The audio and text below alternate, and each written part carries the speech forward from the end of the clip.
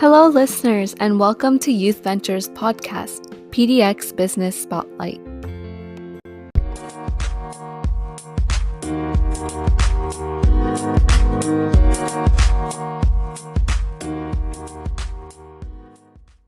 Hello, everyone, and welcome back to the final episode of Season 3 of PDX Business Spotlight. Listeners, we are immensely grateful for your support throughout the previous 3 seasons, and today we're going to be taking a walk down memory lane and looking back to all of the businesses that we spotlighted within the season and listening to some special parts from each episode. So without further ado, let's start off with Season 3, Episode 1, Nai from Charcuterie Me.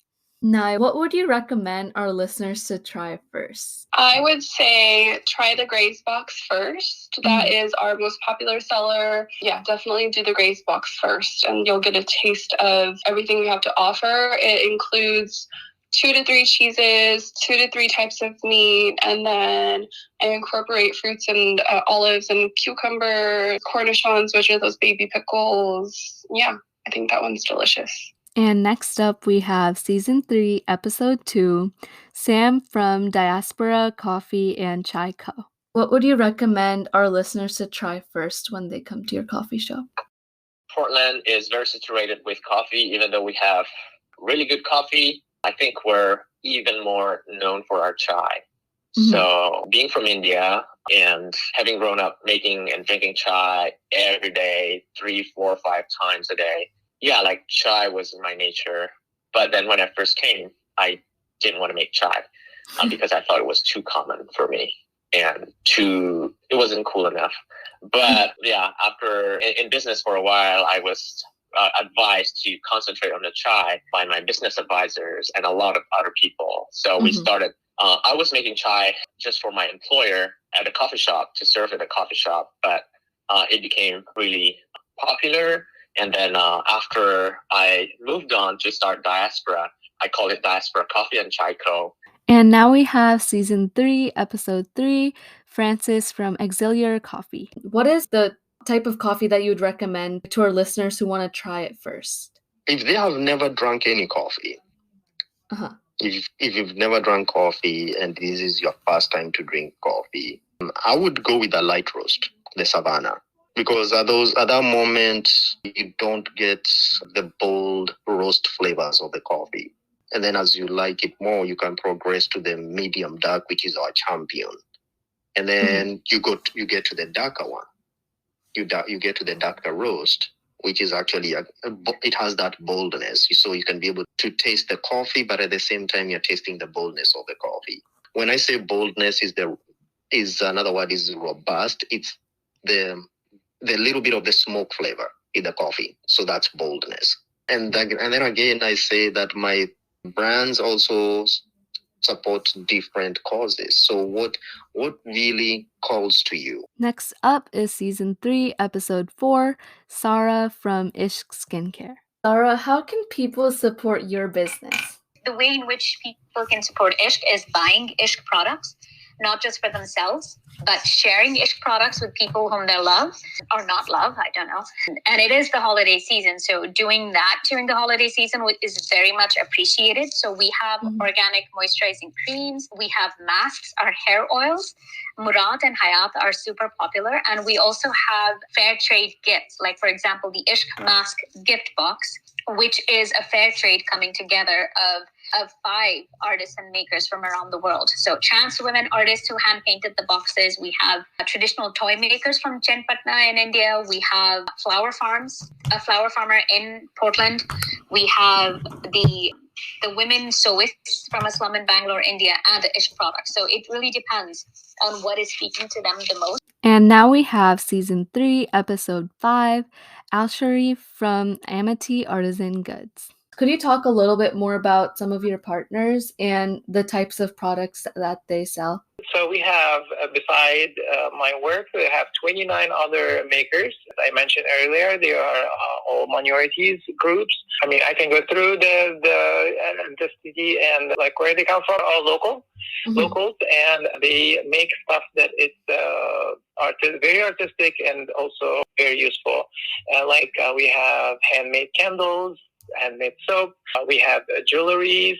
We have paper cuts, macrames. We have like pouches that are handmade, and we have textile, fashion kind of pants and tops. We have glass cups. We have mushroom extracts that it's very good for you. We have a lot of oils from different artists that it's good for the skin or for the face. We have stickers and notebooks that it's very unique made. Next up is season 3, episode 6, Alicia from Spoiled Soul. So, how did the pandemic affect your business? Did it have more upsides or downsides? The pandemic affected my business because I do pop-up kits and local vendor opportunities. So when social distancing order was in place, I had to cancel. Pretty much all of my prepaid events was canceled. And then my vendors are overseas, so I couldn't get in contact with them because they were closed over there. I was actually working on my first custom shoe that I designed to be released in April of 2020. And of course, that stopped because the world closed in March. And so that was a real big effect financially and physically. I was sitting on inventory, but then I was selling women's shoes and accessories. And so when my shoes was not moving, I went into foot care. Now we have season 3, episode 7, Amy from Lily Henry Jewelry. I refer to my jewelry as pieces of history because of their age and because many of the pieces I repurpose are over 100 years old. Wow. Still pretty obsessed with the Victorian era, but I like them all. I'm really inspired by adornment and all its forms of self-expression. As I repurpose old brooches and bar pins, I think about who might have worn them, for what occasion, and into whose hands were they passed down through the years. I think about the life these pieces have bore witness to and what they still might now that they've been given a new life. Old pieces that have been tucked away in a drawer or cabinet are made new and hopefully will be cherished for years to come. Next up is season 3, episode 8, Dave from Black and Gifted. Dave, how has being a person of color affected your business, either positively or negatively? Oh my goodness, it's everywhere. It's who I am. It's even in my early days, I felt a need to, I guess, kind of incorporate my experiences, not only as being a person of color, but being an American, into my art, into my journey, into, I guess, my triumphs and my struggles. I have been, accepted into some communities and rejected by others, especially having a name like Black and Gifted. A lot of people they take those words very seriously. Caucasian people feel they can't wear my merchandise. They want to support, but they feel socially stifled just because of the words, because of a color and, an adjective. It can be frustrating for me, that I guess the moniker that I've chosen holds so much power. Finally, we have season 3, episode 9, Dr. Shalini from Integrative Medicine. Dr. Kapoor, what are some of the most common conditions that you treat? That is an awesome question too. I see everything from common colds and allergies to complex chronic conditions, neurodegenerative conditions, Alzheimer's, Parkinson's, cancers, everything. Yeah. And in my clinic, we offer so many different modalities that it serves everyone. We have things like nutritional IV therapy, 10-pass ozone treatment, which is a pretty cutting-edge, radical way of working with your underlying conditions. Infrared saunas, Ayurvedically inspired detox. That's something I've brought on, in my study with a lot of different masters in India. Homeopathy. Take a look at my website. It's www.integrativemedicine, all one word, .com, or my name, Shalini Kapoor.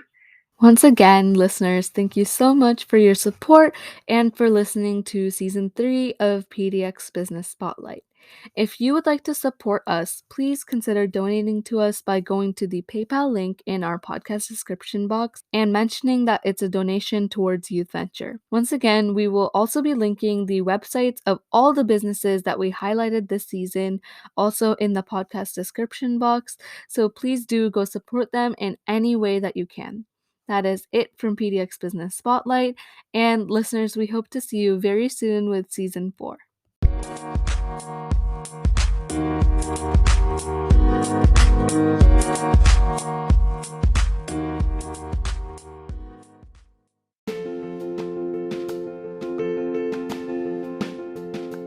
Thank you for listening to PDX Business Spotlight by Youth Venture, and we hope to see you in the next episode.